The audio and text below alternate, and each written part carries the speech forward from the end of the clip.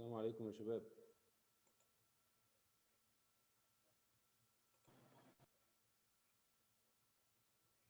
السلام عليكم ورحمة الله وبركاته. عليكم السلام ورحمة.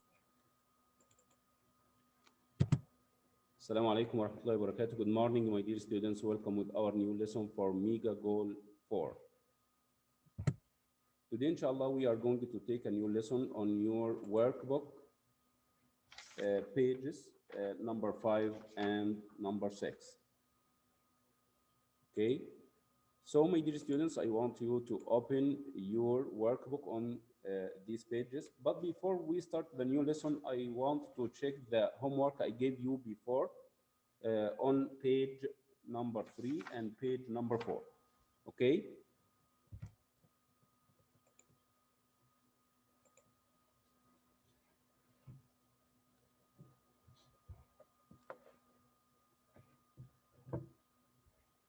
I want you to open on page number 3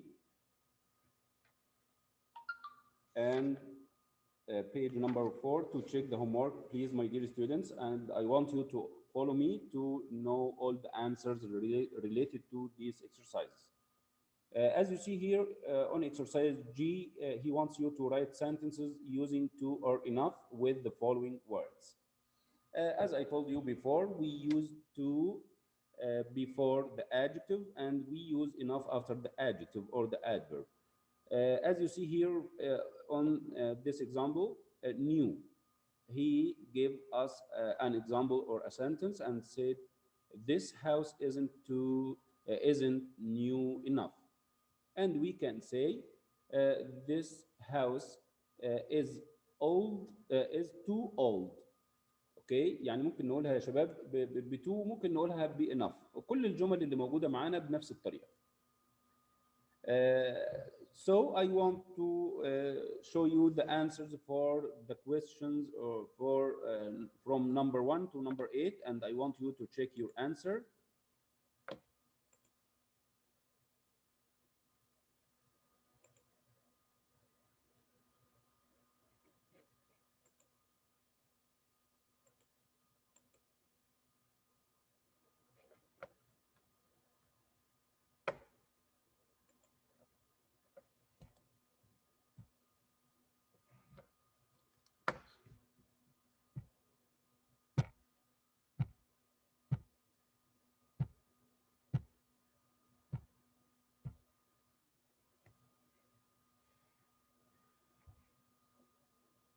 As you see, my dear students, these are the answers to this exercise, and these are sentences using enough and to, and the answers may be different. You can write many sentences using these adjectives and adverbs using to or enough.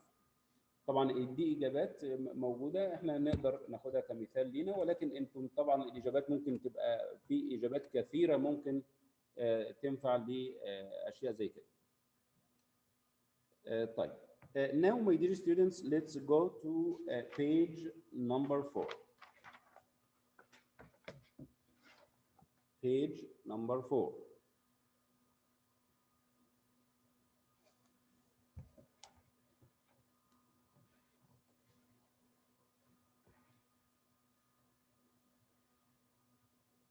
Okay.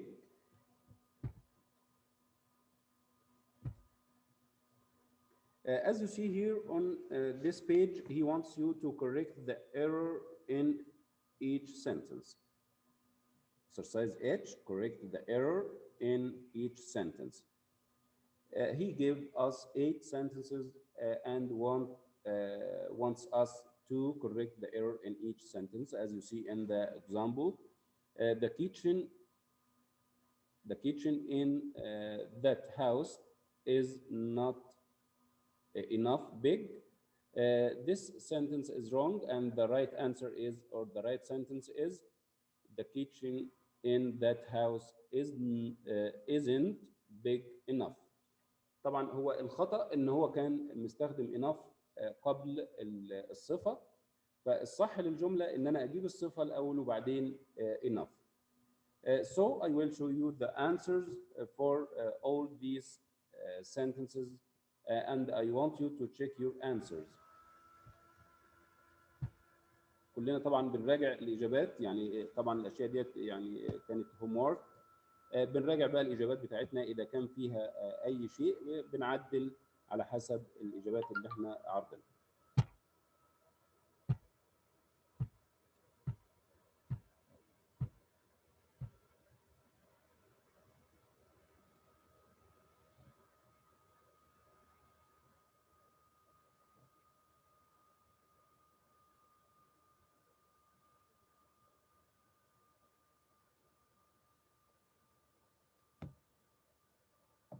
Okay, now let's go to exercise I.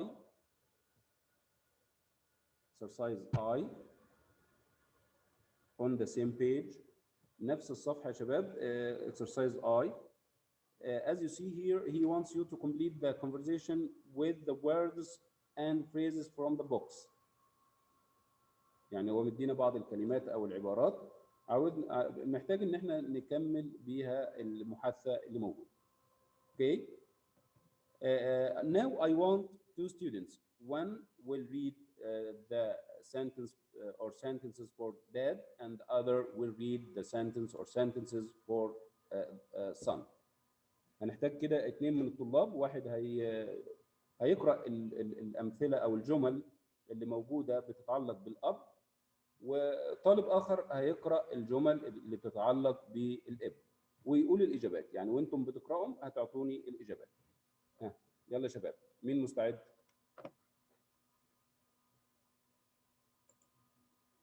I want two students. عاوز 2 من الطلاب يبدأوا كده يشاركوا معايا.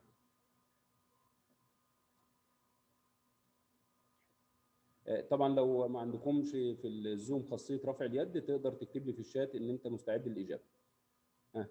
يلا 2 بسرعة كده.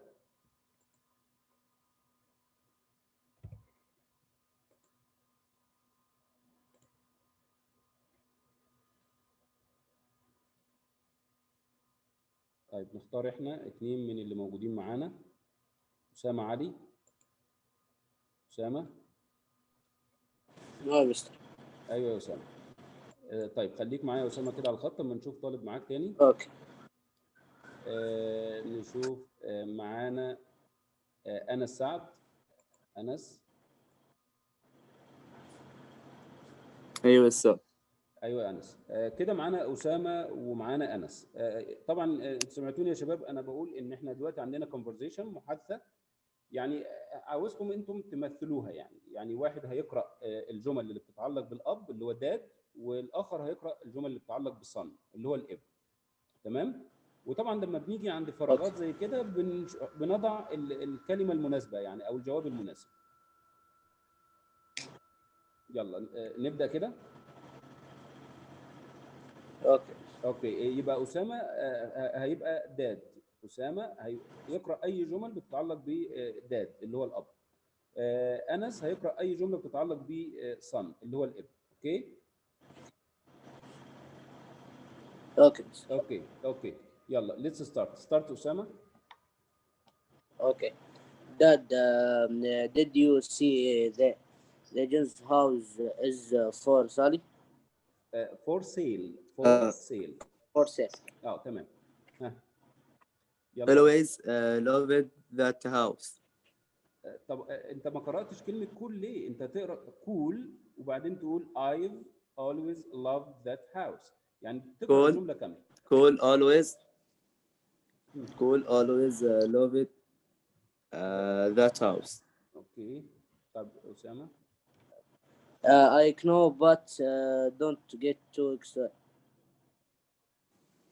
اوكي هاو. يبقى انت حطيت الجواب هنا ايه؟ but ايه؟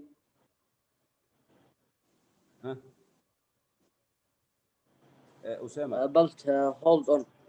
but hold on. excellent. ايوه كده. يبقى I know but hold on don't get too excited. طيب يلا انس. اوكي هاو. اوكي why؟ There is king. uh, in شو الجملة؟ in arm and a leg for it. Excellent. An arm and a leg for it. Excellent. يلا اتفضل يا أنس. Really? How much? For the grand. Excellent. Over the grand. Over $500 grand. Okay.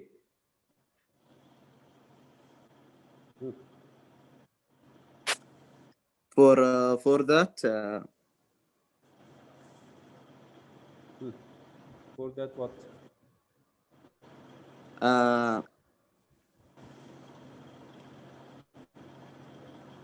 out of لا هتبقى tiny for that tiny old house. tiny اللي هي معناها صغير very small صغير جدا يعني. يبقى for that tiny old house. كمل طيب. that's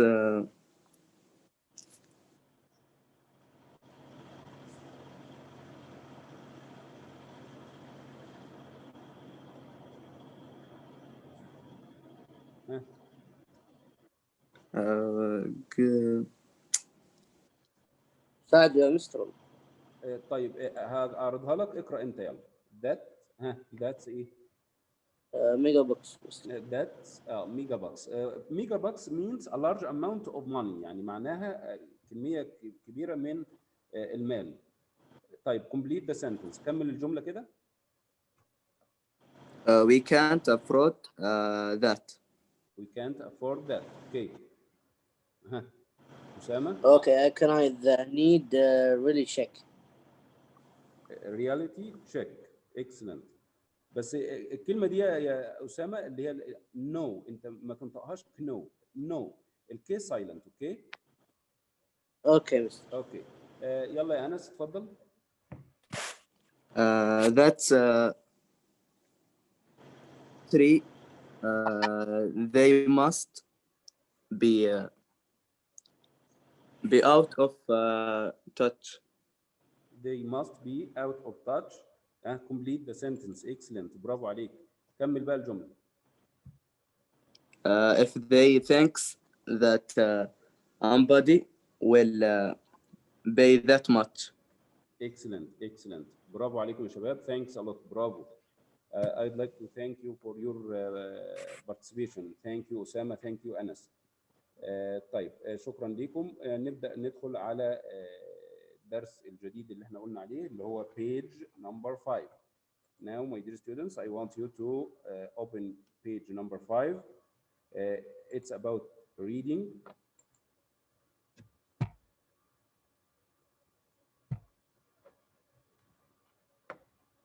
As you see here, my dear students, on exercise J, it's related to reading.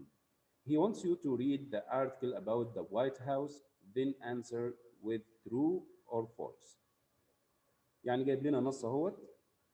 هنقرأ النص وبعد كده في أسئلة تحت بيقول لي ضع صح أم خطأ. true اللي هي بمعنى صح وفولس اللي هو بمعنى خطأ. Now I want a student to start reading. عاوز طالب كده يبدأ يقرأ لنا كده من بداية الموضوع. طبعا زي ما احنا اتفقنا هتقدر ترفع اليد اوكي، مش هتقدر اكتب لي في الشات ان انت مستعد للجواب. يلا يا شباب بسرعة. I want a student to start reading.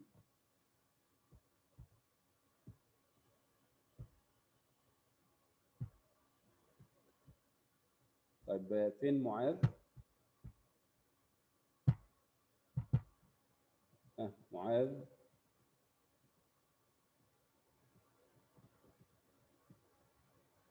معاذ عبد العزيز، اتفضل يا معاذ.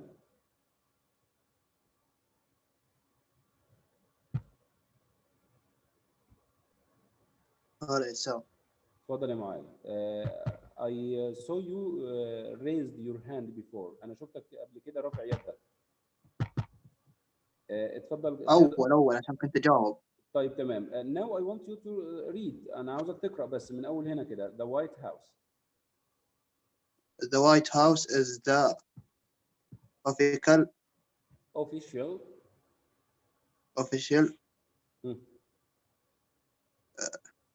reside, residence resident, and residence my residence يا معاذ residence residence, ها and my work place of the president of the United States. Let is in وش بعد Washington يسال Washington Washington مم. DC and was built between وش معنى ألف يسال 1000 صح يسال ها between هتقولها بقى لما يكون في تاريخ زي كده تقرأه جزئين يعني تقرأ الأول 17 اللي هو 17 وبعدين 92 1792 and ها 80 ايوه 1800 1800. اوكي The White House has 4 stories. The ground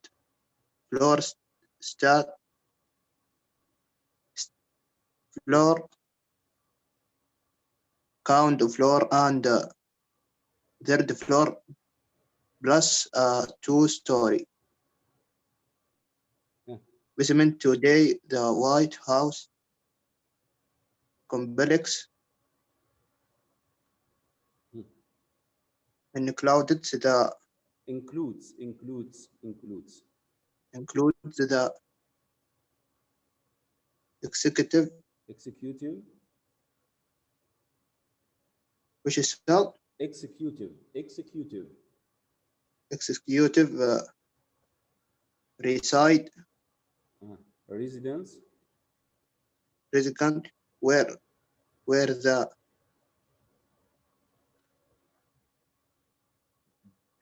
president and his family live. The West Wing, the rectangle of the Oval. the location of the Oval Office The location of the Oval Office Oval. The East Wing and the old executive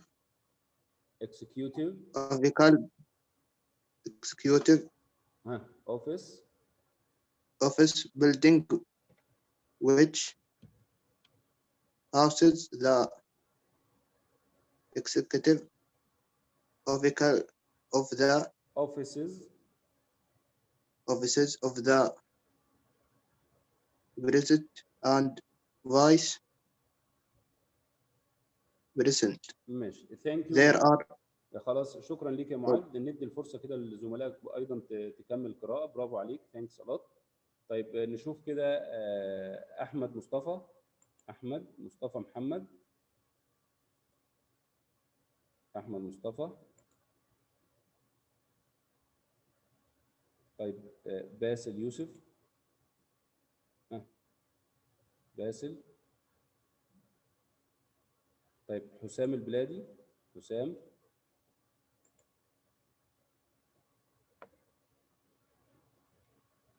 طيب حسين عبد الله عايزين طالب يكمل يا شباب من عند ما زميلكم توقف كده حسين معايا ايوه معك استاذ حسين I want you to start reading from here there are many famous من هنا كده من الجزئيه اللي انا مؤشر عليها دي. There are many famous rooms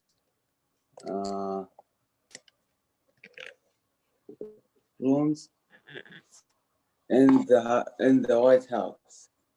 The entrance hall is primary and formal entrance.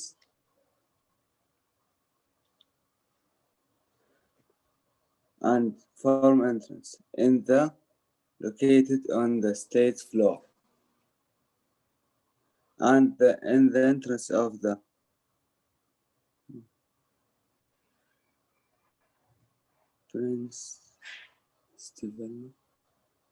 بنسلفانيا افينيو. بنسلفانيا Avenue. it opens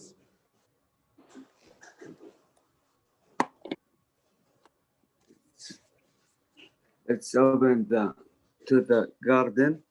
لا مش State garden. لا cars. مش garden. grand to the grand State cars. ها. Which connect the state floor and to the second floor of the building. There are 3 state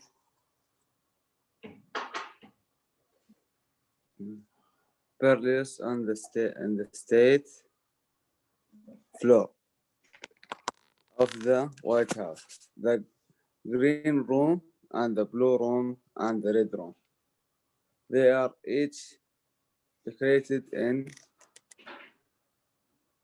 shapes of their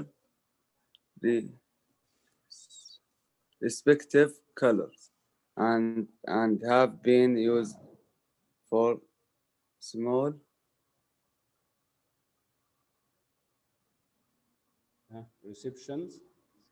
receptions and teas. teas. Okay. Teas. Thank you حسين. Thanks a lot. Well. برافو عليك. Thanks. طيب and now I want another student to complete reading from here. The east room is the largest room. نشوف كده زياد رابح. زياد. طيب طلال خالد الصعبي. طلال. طيب عبد الرحمن سعود.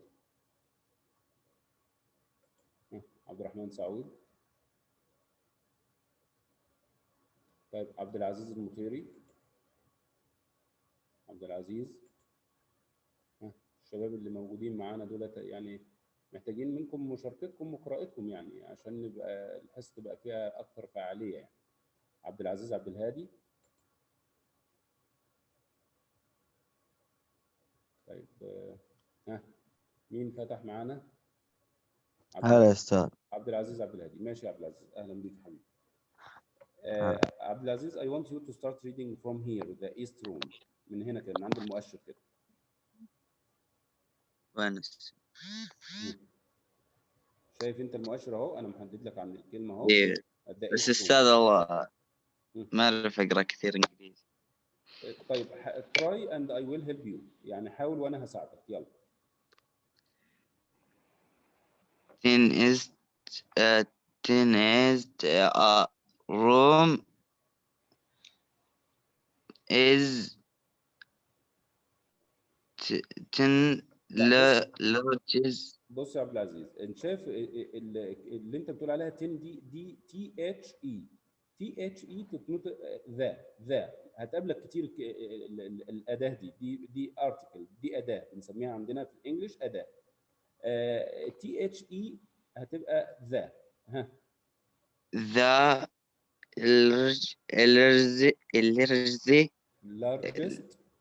largest room and ان الاي تبقى in كسره كده خفيفه، يبقى ان. ها in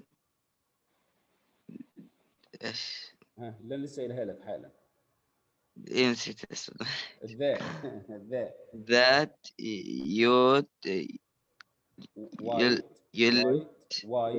white house it is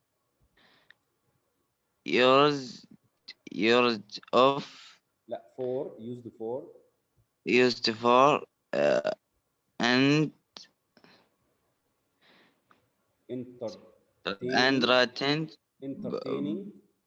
entertaining brass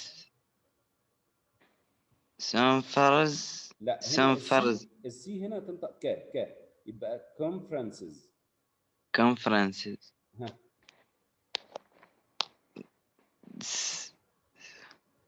هنا بقى تتنطق السي عادي. ها sermons.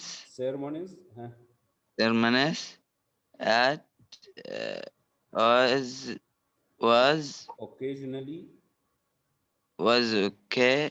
and إيش؟ occasionally occasionally ها. for anger a large a large during dinner dinner at ها. لا دي قلناها ايه بقى the your white ها. white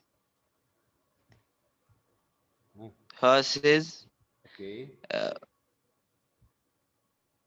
otis oldest oldest ها.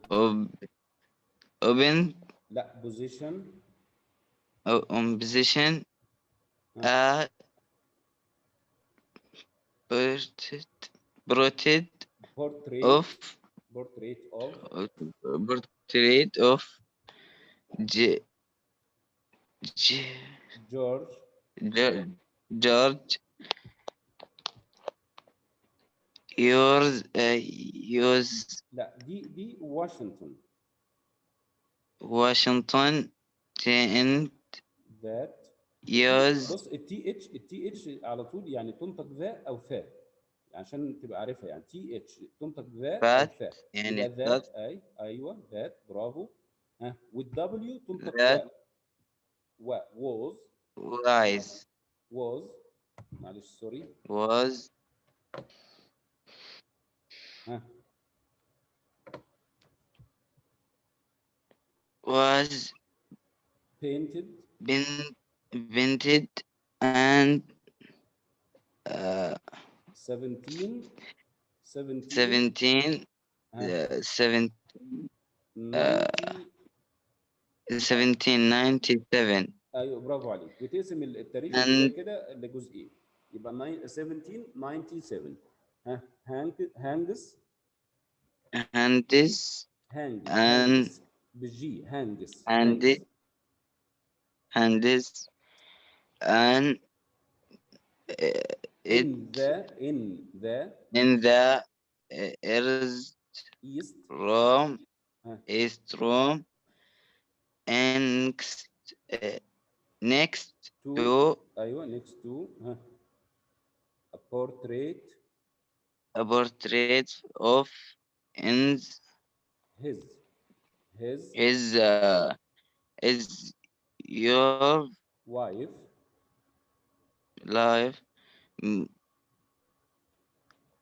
مرت مارثا ايش واشنطن Martha واشنطن Martha Washington ها which Jones which was ها was painted intended and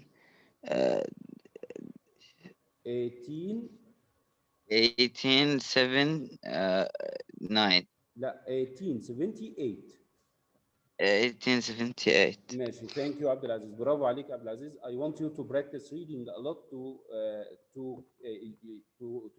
help you read يعني عاوزك تعمل تدريب كتير على القراءة عشان تساعدك في عملية القراءة يعني انت مش ان انت ما بتعرفش خالص القراءة لا انت عارف بس عاوز ان انت تعمل براكتس تمام يا عبد العزيز تمام طيب ثانكس ا لوت برافو عليك طبعا على مشاركتك برافو يعني انا بشكرك يعني ان انت حتى بتحاول القراءه وشاركت حاولت ان انت تشارك طيب نشوف الشباب اللي موجودين معانا يا ريت انهم يعني يشاركوا هم كمان الناس اللي موجوده معانا كلهم كده يعني في عندنا عبد الرحمن سعود طبعا ناديته قبل كده ولم يستجيب وطلال خالد عبد الرحمن سعود او طلال بسرعه يا شباب عشان وقت الحصه بس طيب عبد العزيز محمد رويثي عبد العزيز عبد العزيز محمد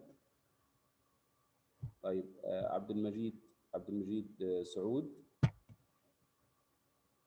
اهو يعني الناس موجوده يعني ما بتفكش اصلا المايك ولا حابه انها تشارك مش عارف ليه الموضوع سهل وبسيط جدا وبنحاول، وحتى لو انا ضعيف في القراءه مفيش مشكله خالص. طيب اتفضل يا اسامه، اسامه علي، اسامه. هذا مستر. يلا يا اسامه بسرعه كده، لان الوقت مش ما يكفيش معانا، يعني بسرعه كده خد الجزئيه الاخيره اللي هي ذا ستيت. اوكي مستر. The standing room is the linger forwarding rooms on the state floor for it house I kissed for respect. restrictions for restrictions. زي التغبيش يا مستر انا مش شايف. ممكن يكون من عندك انت بقى، لان انا عندي الشاشه ثابته يعني. طيب ما في مشكله. طيب حاول، مش معاك كتاب طيب يا اسامه؟ لا والله مستر انا ما. طيب for restrictions. For restrictions and the legal formal dinners the room stayed 100 just في استاذ اللي حق اسمه مغطي اللي هو ايه الاسماء. ايوه خلاص راح مستر خلاص. طيب. تمام. The family dining room is a surround account on the state floor. The room is used for smaller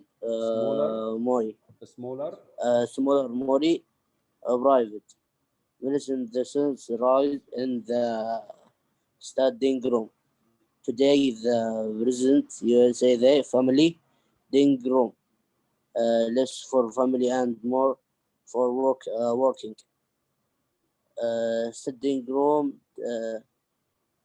yellowish and smile density family density area certified on the skin for the resident dining room. طيب thank you Osama, thanks a lot. Now after reading this text, my dear students, about the White House and how many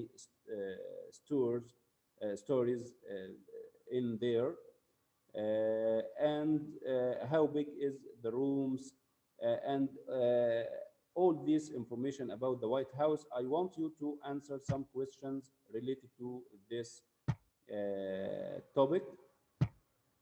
As you see here, the example is the U.S. president lives and works at the White House. Okay. طيب number one, the White House. عبد المجيد، طبعا أنا شايف عبد المجيد كان فاتح دلوقتي، لو تقدر تجاوب ماشي. أوكي. The White House was built 100 years ago. طيب نشوف معاذ كده، اتفضل يا معاذ. بسرعة كده معاذ. فولس السابع. اكسلنت، برافو عليك. يبقى نمبر 1 هتبقى فولس. طب نمبر 2 بيقول لك the oval office is in the west wing.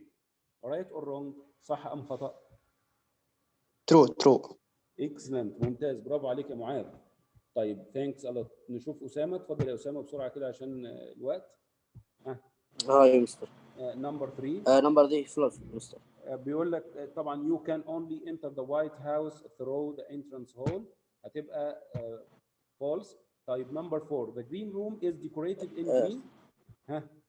true. excellent، ممتاز. طيب thank you أسامة. number 5 is true and number 6 is false. This is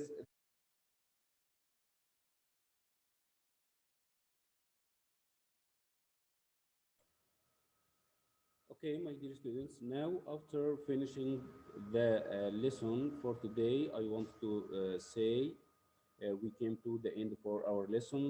So I will give you a homework on page number 6. As you see here, page number 6, he wants you to read the texts and answer the questions. So I want you to read carefully these 3 texts. About minarets of Jem, Afghanistan, and Salwa Palace, KSA, and Burj Khalifa, UAE. I want you to read them carefully, then answer the questions related to these texts. Okay? And I will check your answers again in the next lesson, inshallah. Thank you, my dear students, for your attendance and for your participation. Thanks a lot, and I hope you answered and wrote all the answers for the lesson for today. Thank you and goodbye.